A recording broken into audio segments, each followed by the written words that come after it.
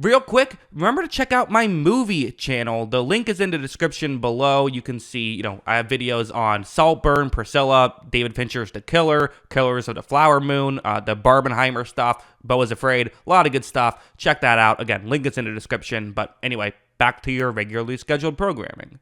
All right, let's talk CJ Stroud. CJ Stroud, a good performance here in this one, I thought. Did a lot of nice things, and let's start off with a little one where you're going to see it's a blitz. So the player who I've circled, he's going to be blitzing towards the quarterback, which, you know what a blitz is. I didn't need to specify it's towards the quarterback. Let's see what happens. Stroud takes the snap and instantly looks over, notices the blitz, and sees, oh, well, you got to throw it to where the blitz isn't, right? Brevin Jordan is the receiver in the area, the tight end for Houston. And what I like about this is just how quick Stroud notices this. He sees the game so well for a young player. As you see, he flips it to the tight end, and you're able to pick up a big chunk play. Plenty of people are going to look at that and say, well, that wasn't that impressive. I mean, you threw it to an open guy who ran for 20 yards. Okay, great. That's going to help your stat sheet, but was it that good? In my opinion, yes, because he got it over there quickly the second he realized that there was an opening. Pressure didn't come, which could have disrupted the throw. Denver wasn't able to adjust. Bad play by Denver. Someone was supposed to pick him up eventually, and they screwed it up. But you got to take advantage of your opponent's mistakes, and you got to notice when there is an opportunity as quick as possible, which he did. So to me, a positive play, albeit a good scenario for him to get a positive play in.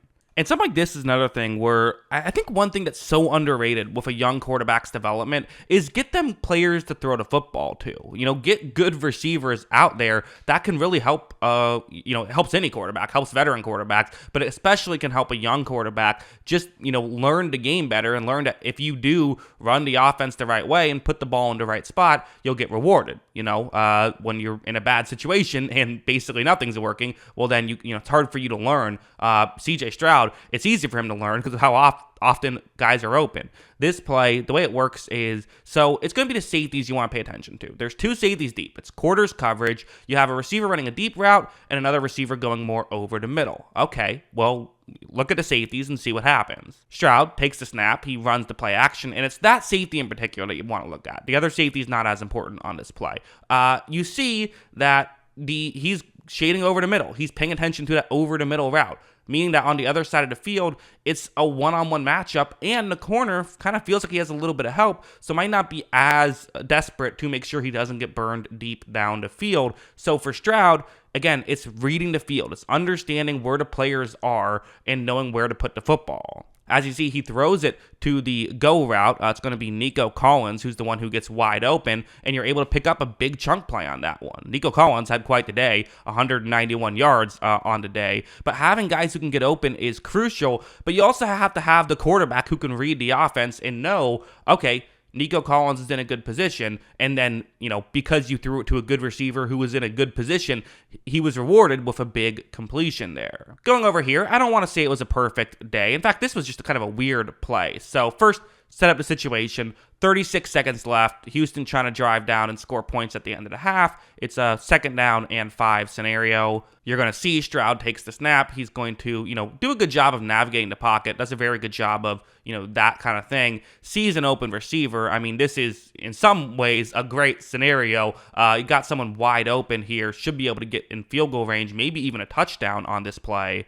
And he just overthrows. That was John Mechie, who, I think, I can't see exactly fully down the field. I think he gets into the end zone for a touchdown, though. I do. I think that was a 57-yard touchdown, 56-yard touchdown just left on the table right there, which, is unfortunate. Again, missed throws do happen. Maybe there was even a little communication thing, and, Mechie they haven't played a lot together, so maybe it's just not really knowing exactly his speed yet. Maybe, that's an aspect of it. Would have been cool to see Mechie get that play, but still, would have been his first career touchdown. But either way, if it was a touchdown, but either way, something to have to work on, right? Something to have to fix. It was an opportunity on the table they weren't able to convert on, and obviously making that play could have gone a long way. The Texans ended up not scoring on that drive, so it would have been nice for them to even just get a field goal there. But, again, it's just one of those, you're not going to have a perfect 60 minutes. You're going to have plays go wrong. The good more than outweighed the bad, though, in this one.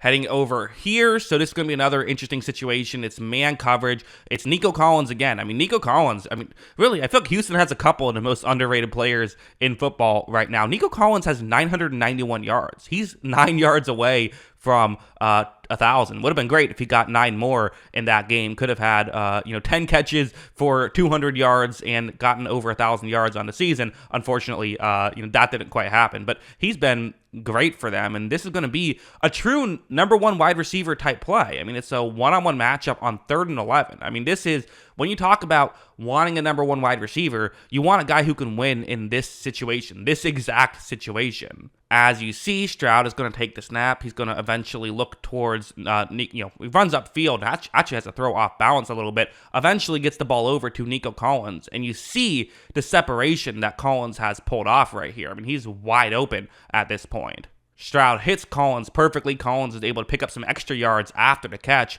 Really great stuff there by Nico Collins. And again, it sucks to lose Tank Dell. It just does. But it might just mean we have more Nico Collins touches, and he's been fantastic this season. So I think that he can certainly take on more of a responsibility, and we saw in this game he took on more of a responsibility and was very good while doing it, and obviously great stuff by Stroud to make that play.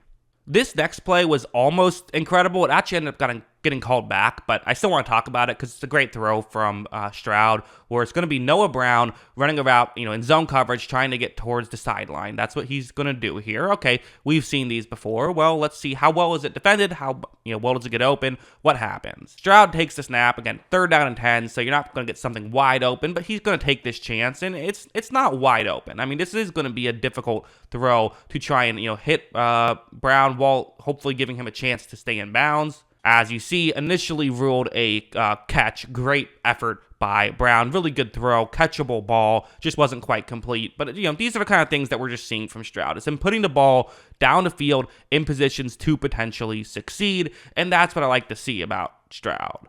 When I made my top 10 players who should be, deserve to win MVP, I put him in the top 5 in my list. To me, he is a full-blown MVP candidate. I think he's playing really good football right now, and it's not always the sexiest of plays. A lot of times it's just putting the ball in the right position. Sometimes it is the sexiest of plays too. He certainly can make those splash plays, but I know in this game the stat sheet, it's weird. I want to say the stat sheet wasn't lit up in this one. It really was. I mean, he was over 10 yards per attempt in this game and had 1 touchdown to no interceptions. That's a great statistical day, really. It's just that we've seen better statistical days because we've seen him play incredible in terms of box score stats, this season, and just not even paying attention to box score stats this season. He's played incredible. So I think that these are kind of things that you do have to pay attention to, and things that he is doing a good job at. I think he's playing very well. Well, again, there was the one missed throw. I mean, there really wasn't a lot of negatives in this game. And I think that's maybe one thing you have to pay attention to as well with Stroud is how few negatives